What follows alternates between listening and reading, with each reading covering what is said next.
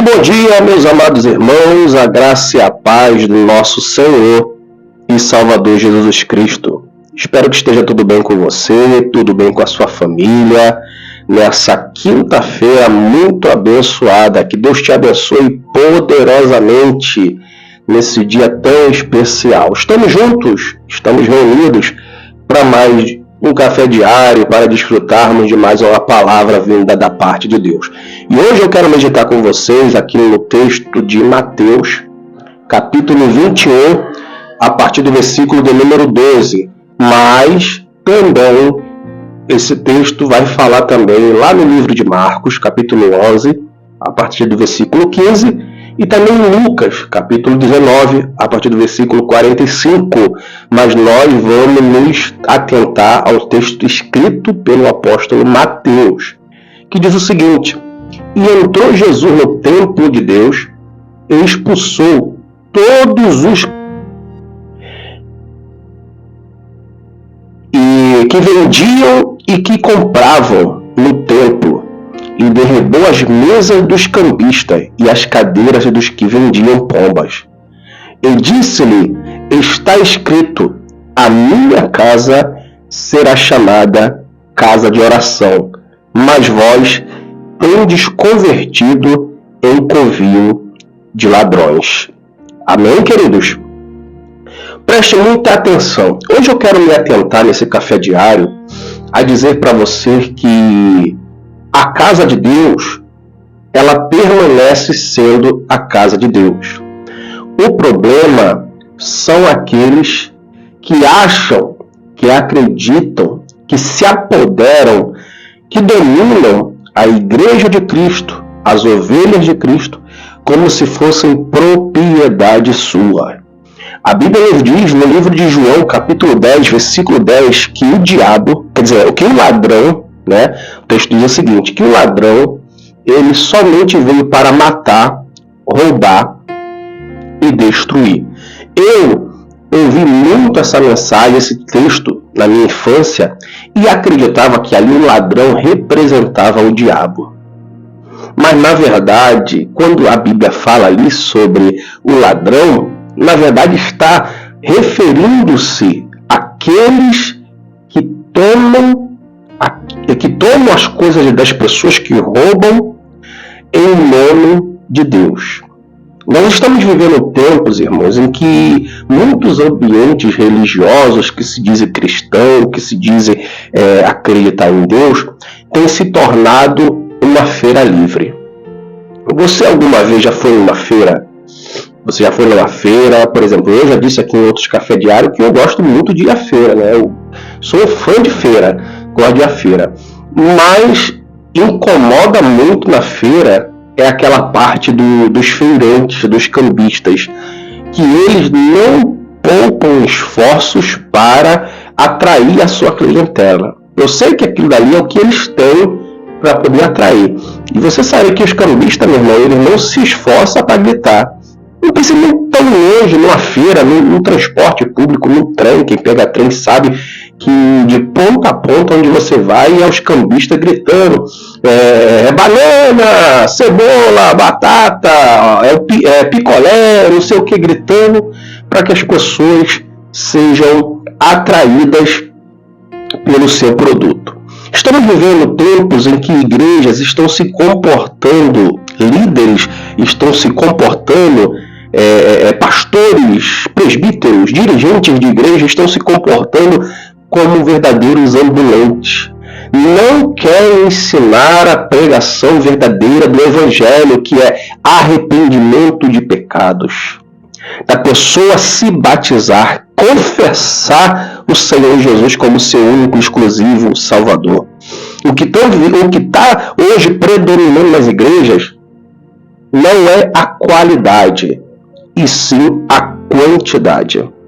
As pessoas, os líderes, os pastores, não estão preocupados com as vidas humanas que ali estão. Estão preocupados com o quanto essa pessoa pode trazer de rendimento.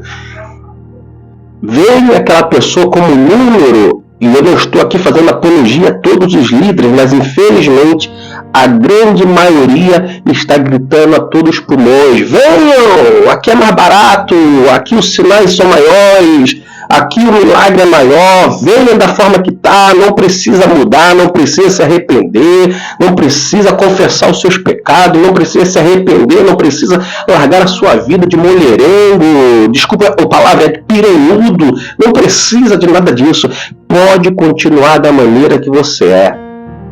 Esse é o evangelho de cambistas, esse é o evangelho de camelô, esse é o evangelho, não posso nem dizer evangelho, meu irmão, mas essa é a pregação daqueles que são propagadores do falso evangelho. No Novo Testamento, a Bíblia nos enfatiza que houve grupos que saíram de dentro da igreja verdadeira e começaram a propagar um falso evangelho que para as pessoas que não estavam atentas eram tão confiável aquele falso evangelho que muitas pessoas abraçaram e acreditaram naquele falso evangelho. O falso pregador, ele tem um poder de persuasão, não é qualquer um, não é um desqualificado, ele é alguém preparado, ele é alguém capaz que você, muitas das vezes, a Bíblia, o que a Bíblia diz? Que no fim dos tempos, o que aconteceria? Que até os escolhidos poderiam ser enganados pelo falso evangelho. Então nós precisamos nos atentar, irmãos, para nós não cairmos em ciladas e estarmos vivendo o falso evangelho acreditando ser o verdadeiro evangelho. O verdadeiro evangelho exige de nós diariamente sacrifícios de renúncia. Se você quer ser um cristão de verdade, se você quer fazer realmente parte da fé cristã, você precisa entender que você vai precisar fazer sacrifícios, renúncias para cumprir a vontade de Deus. Porque o próprio Senhor Jesus, ele deixa bem claro para aqueles que querem me seguir. Ele diz: se vocês querem me seguir, se vocês querem verdadeiramente seguir o que eu estou ensinando, largue tudo que tem, pegue a sua cruz e siga-me. Ou seja, aquele que quer seguir a fé cristã, ele não deve estar preso a coisa nenhuma. O seu coração não deve estar preso a coisa nenhuma, porque o nosso Deus exige de nós diariamente sacrifícios e renúncias para cumprir a sua vontade. Por isso que nós precisamos estar atentos. O evangelho que é pregado por aí, de facilidade, de vida de portas abertas, e a Bíblia também diz que o evangelho ela é uma porta estreita. Então nós precisamos entender que se estamos em uma igreja, estamos em um ambiente que só prega só coisas boas, coisas fáceis, coisas que você precisa evoluir, precisa crescer, precisa ser próspero, alguma coisa está de errado. Porque Deus tem prazer em abençoar os seus filhos, ver eles prósperos, ver eles felizes, mas nós também precisamos estar preparados, porque a vida do cristão requer a renúncia, requer entender que mesmo as coisas ruins lhe acontecendo, Deus tem um propósito para todas as coisas e que minha fé não pode estar findada no que Deus faz de positivo para mim. A minha fé está firmada, fundamentada em Deus. Mesmo que as coisas negativas me aconteçam, eu sei que o meu Redentor ele vive.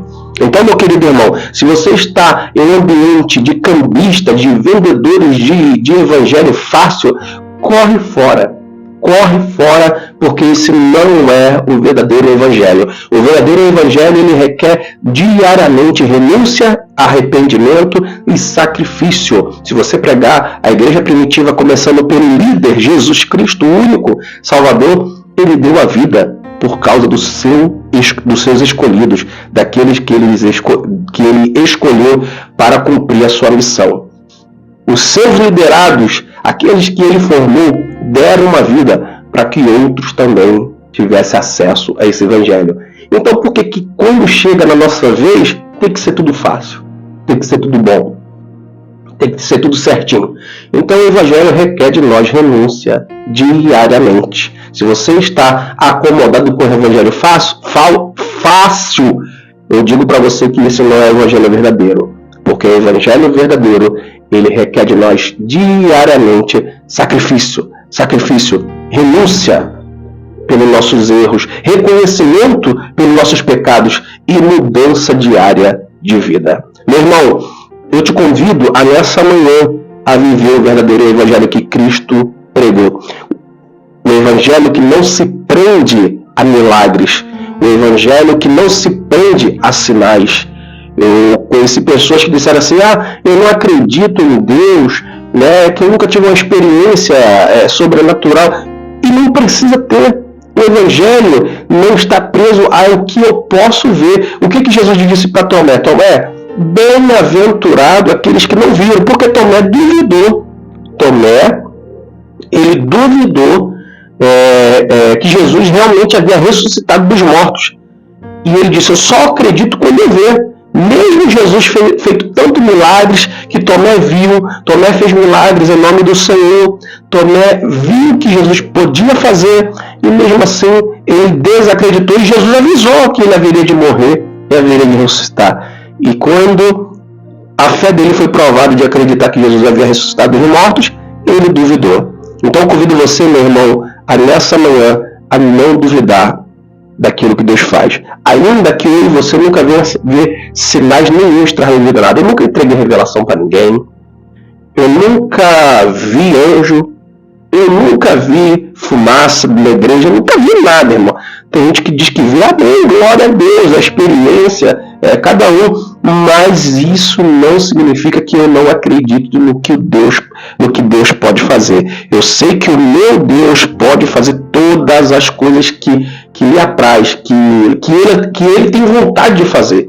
Mas eu vendo ou não vendo coisas sobrenaturais, eu não deixo de acreditar nesse Deus que eu creio, que eu sirvo e que eu amo e que um dia vai me levar para o céu. É esse Deus que eu lhe faço o convite nessa manhã, a você crer nele, confiar nele, entregar sua vida a ele, e você verá que ele pode fazer na sua vida todas as coisas. Que Deus te abençoe, meu amado irmão, um ótimo dia e até o nosso próximo encontro.